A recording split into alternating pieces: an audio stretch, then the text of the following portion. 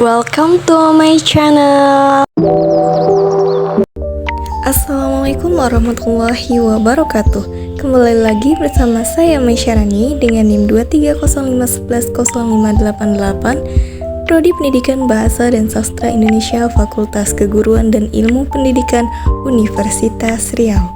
Pada video saya kali ini, kita akan membahas tentang teori ekologi pada puisi Hodo karya Wike Wulandari. Ekologi sastra merupakan ilmu yang mendalami masalah hubungan sastra dengan lingkungan.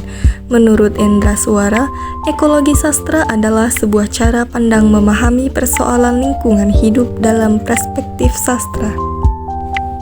Puisi Hodo karya Wike Wulandari pada tahun 2018. Hodo adalah upacara untuk meminta hujan yang diselenggarakan oleh warga Dukuh Parlopo, Desa Bantal, Kecamatan Asbagus, Kabupaten Situbondo. Puisi berjudul Hodo tersebut mengisahkan tentang upacara meminta hujan yang diselenggarakan oleh warga Dukuh Pariopo, Desa Bantal, Kecamatan Situbondo. Dalam puisi tersebut, penyair menggunakan bentuk tipografi menyerupai paragraf. Tipografi tersebut menggambarkan bahwa puisi tersebut berusaha menjelaskan dan mendeskripsikan proses upacara Hodo dengan tetap mengutamakan aspek keindahan tiap lariknya. Dalam puisi tersebut juga terdapat diksi-diksi yang berkaitan dengan kondisi alam yang melatar belakangi penyelenggaraan upacara tersebut. Pada bait pertama dalam puisi tersebut, tampak adanya penggunaan diksi-diksi yang menggambarkan kondisi lingkungan. Penyair menggunakan diksi-diksi terkait dengan kondisi alam yang disebabkan oleh musim kemarau. Diksi yang berkaitan dengan kemarau dalam bait tersebut juga diramu oleh penyair menjadi bentuk-bentuk permajasan yang mampu memperindah penuturan. Pada bait kedua, penyair masih menggunakan diksi-diksi yang berkaitan dengan musim kemarau. Dengan dieksplisitkannya kata kemarau pada larik pertama, musim kemarau telah membuat tanah di dukuh tersebut menjadi kering, sehingga tidak bisa ditanami. Kondisi tersebut tidak lantas membuat warga kehilangan harapan. Penyair menggunakan diksi-diksi yang terkait dengan musim kemarau untuk membuat ungkapan majas yang menggambarkan semangat warga dalam menghadapi kekeringan di daerah mereka. Pada bait ketiga, penyair mulai menggambarkan upaya yang dilakukan oleh warga sekitar terkait kondisi yang melanda daerah mereka. Penyair menggambarkan aktivitas-aktivitas yang dilakukan oleh warga dalam melaksanakan proses upacara Hodo tersebut. Pendeskripsian prosesi tersebut disertai pula dengan istilah-istilah yang mencirikan proses dari Hodo tersebut, yakni batu tomang dan sesaji. Penggambaran aktivitas tersebut juga masih memanfaatkan beberapa diksi yang terkait dengan alam, yakni awan hitam, embun, angin. Pada bait tersebut, penyair mendeskripsikan tahapan-tahapan upacara Hodo yang dilakukan oleh warga dengan memanfaatkan bentuk-bentuk pemajasan. Sampai pada bait terakhir, penyair menggambarkan bahwa ketika upacara Hodo itu telah mampu mendatangkan hujan, maka ladang warga akan dapat ditanami kembali. Puisi Hodo merupakan puisi bertema alam. Hodo yang merupakan upacara meminta hujan yang dilakukan oleh warga setempat yang lingkungannya terdampak musim kemarau. Musim kemarau yang identik dengan teriknya matahari dan tanah-tanah yang mengering, membuat ladang warga ikut mengering sehingga tidak bisa ditanami.